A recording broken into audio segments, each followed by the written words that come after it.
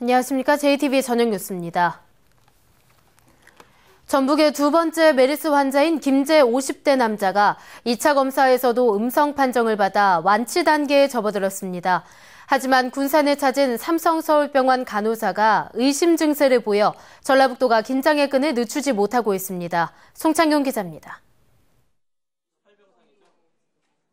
전북의 두 번째 메르스 환자인 김제 50대 남성이 2차 검사에서도 음성 판정을 받았습니다. 순창과 전주 환자가 숨진 가운데 처음으로 완치 단계에 가까워졌습니다. 메르스 전파력은 거의 사라졌지만 일부 검사가 정상으로 돌아오지 않아 퇴원은 잠시 미뤄졌습니다. 전파력은 거의 사라졌다고 볼 수 있겠으나 일부 검사 결과가 정상으로 돌아오지 않았기 때문에 경과를 며칠 더 지켜보는 것으로 결정하였습니다. 전라북도는 다음 주쯤 퇴원이 결정되면 자유로운 활동이 가능하다고 밝혔습니다.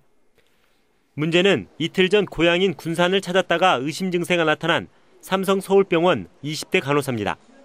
이 간호사는 지난달 말과 이달 초 삼성서울병원에서 확진 환자와 접촉해 지난 18일까지 자가격리됐다가 해제됐습니다. 1차 검사에서는 음성 판정을 받았고 장염일 가능성이 높지만 전라북도는 격리병동에 입원시켜 증상을 살피고 있습니다. 만화 경우를 생각해서 격리 중에 있습니다. 48시간이 되는 내일 검사 결과가 음성이면 종료를 검토하도록 하겠습니다. 전북의 메르스 관리 대상은 격리 17명, 능동감시 9명 등 26명으로 어제보다 6명이 늘었습니다. 전라북도는 잠복기가 지난 2명이 관리 대상에서 벗어났지만 질병관리본부 통보자 등 모두 8명이 추가됐다고 밝혔습니다. JTB 뉴스 송창용입니다. 전국적으로 180명의 메르스 확진자 가운데 응급실에서 감염된 사람이 90명을 넘습니다. 응급실이 메르스의 진원지나 다름없는데 전북대병원을 비롯한 전북의 응급실 역시 메르스 감염 위험에 노출돼 있습니다. 김철 기자입니다. 전북대병원 응급실을 찾은 환자가 병실이나 수술실로 옮기려면 보통 10시간 넘게 기다려야 합니다. 아버지가 교통사고를 당해서 전북대병원에 갔었는데 응급실에 16시간 머문 뒤에 병실을 배정받아 너무 불편했습니다. 보건복지부 조사 결과 지난 2013년 응급실 재실 시간은 전북대병원이 16시간으로 전국 6번째, 원광대병원은 15.3시간으로 전국에서 7번째로 길었습니다. 가벼운 환자부터 중증 질환의 환자까지 대형 병원 응급실로 몰리기 때문입니다. 좁은 응급실에 많은 환자와 보호자들이 밀집해 있으면 감염 위험이 커집니다. 전라북도는 전북대 병원 같은 대형 병원의 응급실 개선을 위해 정부에 예산 지원을 요청하기로 했습니다. 응급실이 공공성을 띈 장소인 만큼 병원 측에 시설 투자를 맡기지 않고 자치단체가 직접 나서겠다는 겁니다. 호흡성 질환과 일반 질환의 구분, 그리고 응급 환자와 비응급 환자를 구분하기 위해서는 상시 운영되는 선별 진료소가 필요하다고 생각이 되어집니다. 중앙정부에 국비를 신청을 해서 선별 진료소를 평상 운영할 수 있도록 노력하겠습니다. 응급실에 머무는 시간을 크게 줄이고 일반 환자와 호흡기 환자를 구분해야 메르스의 확산을 차단할 수 있습니다. JTB 뉴스 김철우입니다. 남원의료원과 전주 신기독병원이 메르스 감염 없이 진료를 받을 수 있는 국민안심병원으로 추가 지정을 받았습니다. 이로써 전북의 국민안심병원은 전북대병원과 원광대병원, 군산의료원 등 14곳으로 늘었습니다.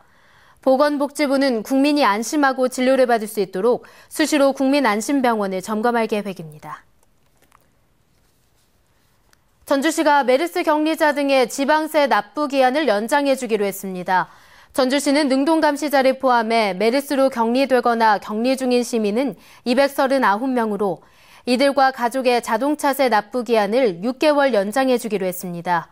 또한 메르스 관련 병원과 피해자에 대해 지방세 세무조사도 유예하기로 했습니다. 진범 논란이 일고 있는 익산 약초 노거리 피살 사건에 대해 법원이 이례적으로 재심을 결정했는데요. 검찰이 항고를 통해 제동을 걸자 논란이 일고 있습니다. 오는 8월 9일이면 공소시효가 끝나는데 만약 진범이 새로 드러나더라도 처벌할 수 없기 때문입니다. 정원익 기자입니다. 최 모 씨는 지난 2000년 익산 약촌오거리 택시기사 피살 사건의 범인으로 지목돼 10년간 옥살이를 했습니다. 당시 15살이던 최 씨는 잠을 재우지 않고 때리는 경찰의 강압 수사를 견디지 못했고 결국 허위 자백을 냈습니다. 경찰서 가서부터가 그냥 맞고 잠 안 자는 게 일이었어요. 또 나와서 조사 받다가 또 안 했다고 하면 또 들어가서 때리고 이제 그게 반복이었어요. 그 당시에는 나이도 너무 어렸고 너무 맞다 보니까 내가 이 맞다가 죽을 수도 있겠구나 이런 생각도 들어서 3년 뒤 자신이 택시기사를 살해했다며 구체적으로 자백한 김 모 씨가 붙잡혔지만 검찰은 기소는커녕 구속영장도 청구하지 않았습니다. 이 사람이 틀림없이 본인이 맞다. 그러니까 구속을 해야 되겠다. 구속 수사를 하고 싶으니까 허락을 해 주시오. 그러면은 안 해줍니다. 자꾸 이제 다른 지위로 내립니다. 뭘 보강해라. 최 씨는 출소 뒤 재심을 청구했고 2년간의 법정 공방 끝에 법원은 이 사건에 대한 재심을 개시하라고 결정했습니다. 사실상 경찰과 검찰의 부실한 수사와 과거 형사 재판의 잘못을 인정한 것으로 법원의 재심 결정은 매우 이례적인 일입니다. 하지만 광주고검은 무죄를 인정할 명백한 증거가 새롭게 나왔다고 판단한 재판부와 견해를 달리한다며 항고했습니다. 문제는 택시기사 피살 사건의 공소시효가 오는 8월 9일로 끝난다는 점입니다. 대법원의 재심 확정 판결은 아무리 빨라도 공소시효 이전에 나오기 어렵습니다. 결국 진범을 잡더라도 공소시효가 지나 처벌할 수 없게 되는 겁니다. 공소시효가 불과 40여일 남았는데요. 대법원의 결정이 그 기한 내에 이루어지긴 어렵다고 봅니다. 그렇다면 진범이 바뀌었을 때 사실상 처벌할 수 없는 상황에 이릅니다. 전주지검 군산지청은 공소시효가 얼마 남지 않은 만큼 사건을 다시 검토하고 있다고 밝혔지만 상급기관인 광주고검이 항고한 상황에서 재수사로 이어질지는 미지수입니다. JTB 뉴스 정원익입니다.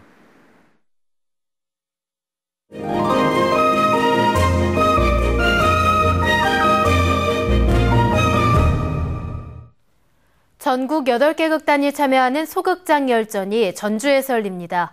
독특한 작품 세계로 한국 현대미술의 획을 그은 이건용의 작품전도 준비했습니다. 문화가 소식 하원호 기자입니다.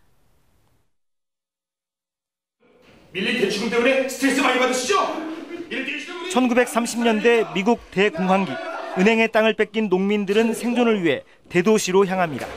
하지만 고생 끝에 도착한 도시도 실업자로 넘쳐납니다. 아무리 일해도 가난에서 벗어날 수 없는 현실. 연극 분노의 포도는 1930년대의 미국과 오늘날의 대한민국이 다르지 않다는 점을 꼬집습니다. 아무리 열심히 일한다고 해도 그 시스템이 받쳐주지 않는 이상 사람이 일한 만큼의 대가를 받는다던가 이런 게 사실 요새도 좀 많이 힘든 것 같아서요. 그런 부분이 많이 맞닿아 있지 않나 생각합니다. 소극장 열전에는 전국 8개 도시의 대표극단이 참여해 다양한 무대를 선보입니다. 사람의 윤곽 또는 얼굴처럼 보이는 이 작품은 작가가 캔버스를 등진 채 그렸습니다. 이건용은 석고붕대로 팔을 고정시키거나 캔버스 뒤에서 그림을 그리는 방식으로 독특한 작품 세계를 구축했습니다. 이번 전시에서는 행위예술과 드로잉을 결합해 세계적 작가로 주목받는 이건용의 작품 40여 점을 만날 수 있습니다. 안 보고 이제 뒤로 작업을 하신다든지 신체를 제한해서 그 한계를 드러내는 작업을 하고 계시기 때문에 더 특별한 의미가 있다고 생각이 됩니다. 사랑을 말하는 사람들의 표정에는 설렘과 행복이 담겨 있습니다. 작가는 일상에서 만난 100명에게 사랑의 의미를 묻고 사람들의 표정을 앵글에 담았습니다. 20대부터 80대까지 다양한 사람이 정의한 사랑의 의미를 살펴보는 재미도 쏠쏠합니다. JTB 뉴스 하원호입니다. 김제경찰서는 운전을 하다 시비가 붙자 상대 차량 운전자를 자신의 승용차에 매달고 달린 혐의로 34살 김 모 씨를 불구속 입건했습니다. 김 씨는 지난 24일 김제의 한 도로에서 48살 전 모 씨가 1, 2차로를 물고 달린다는 이유로 시비가 붙자 전 씨를 자신의 차량에 매달고 140여 미터가량 달린 혐의입니다. 날씨입니다. 전북은 어제부터 최고 70mm가 넘는 장맛비가 내린 가운데 오후 늦게 모두 그쳤습니다. 밤부터는 안개가 끼고 서해안을 중심으로 바람이 강하게 불겠습니다. 내일은 가끔 구름이 많겠고 오후 한때 소나기가 오는 곳이 있겠습니다. 아침 최저 기온은 16도에서 18도, 낮 최고 기온은 27도에서 28도로 오늘보다 높겠습니다. 일요일인 모레는 맑은 날씨 속에 낮 기온이 30도까지 오를 것으로 보입니다. 전주기상대는 다음 주 화요일과 수요일 사이에 다시 장맛비가 내릴 것으로 내다봤습니다. JTBC 저녁 뉴스를 마칩니다. 시청해주신 여러분 고맙습니다.